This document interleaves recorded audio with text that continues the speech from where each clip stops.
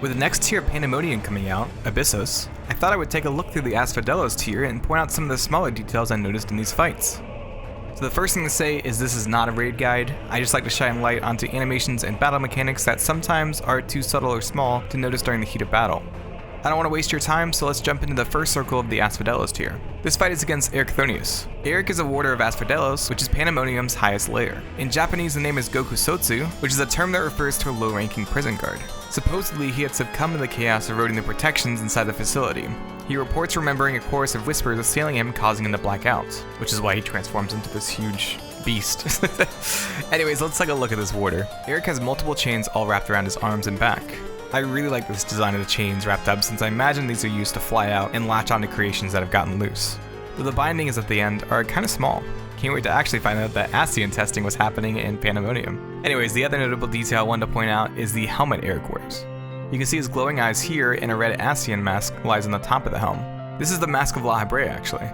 Many are thinking this will be the La Habrea we meet in A Realm Reborn, which would be so cool. The arena for this fight takes place outside of the facility. There are many bridges that seem to connect multiple buildings together, so I wonder if each building will take us to a lower level of Pandemonium. The most noteworthy things are the giant cages swinging around the area, and the giant chains seemingly keeping this place locked away from the rest of Elpis. Also, the three-headed snake statues that adorn the gates are the same creation we fight in the Catesis dungeon. Okay, I think that's enough lore and discussion. Let's look at some of these animations. The first attack is Jailer's Flail, which has Eric literally pulling out a flail from his chest before he sinks it into the ground.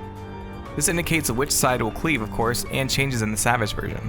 The normal version just cleaves one side, but in Savage it'll cleave a wider area, and the warder will have two kinds of flails you have to dodge. The first set of flails are the normal ones that cleave one side of the area, and the other set is this circular disc and spiked ball. These are for the in and out mechanics. A close-up of the disc actually shows a little face near the top of it. The spiked ball also makes an appearance during the Pitiless Flail. This is what the warder summons for the knockback attack.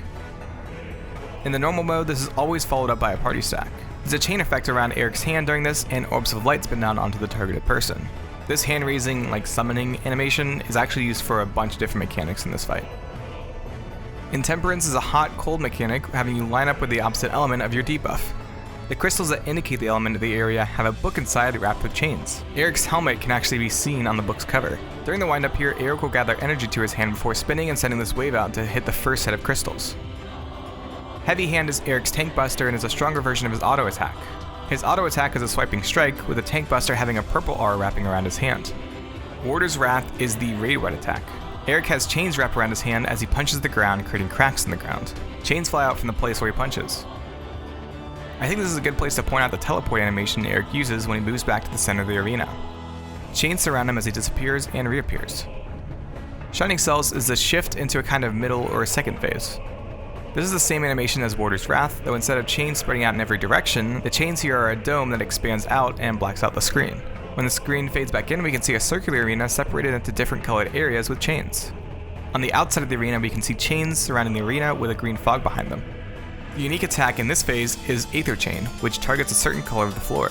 The easiest way to determine where to go is to look at the orbs floating around Eric. These are orbs of flames and light, though a nice little detail is that Eric's eyes also glow with the type of color he will go with. Eric will target one player to decide which color will go off as well. This is called Shackles of Time. This has purple chains wrapping around the character chosen. This chain effect is similar to another Savage element mechanic, Ethereal Shackles. Players will get a debuff of either Shackles of Companionship, which is purple, or Shackles of Loneliness, which is red. The long and short of it is the purple debuff will connect you with the 3 closest party members and send chains to them that set off a small AoE, while the red debuff will connect you with the 3 farthest players and send chains that set off a large AoE around them. The chain AoEs will have that color of the debuff around the chains and AoE explosion. The red debuff sets off Inescapable Loneliness, and the purple debuff sets off Inescapable Companionship. The ones who are the debuff will have multiple chains wrapping around them for the red debuff and a single chain around the ones who are targeted by the debuff. The purple debuff player does not have a chain surrounding them, but does have a chain connecting them to each of the closest party members. Fourfold Shackles is the more intense version of this mechanic, having a debuff on every party member. I love how this mechanic looks when it resolves. It's one of my favorite mechanics visually from this tier for sure. And I think that about covers all the unique mechanics and animations. Everything else is mashup mechanics combined in harder and harder variations.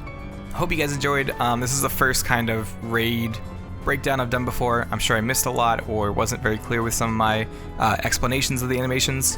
If there's something that you thought could be done better, please let me know down below in the comments.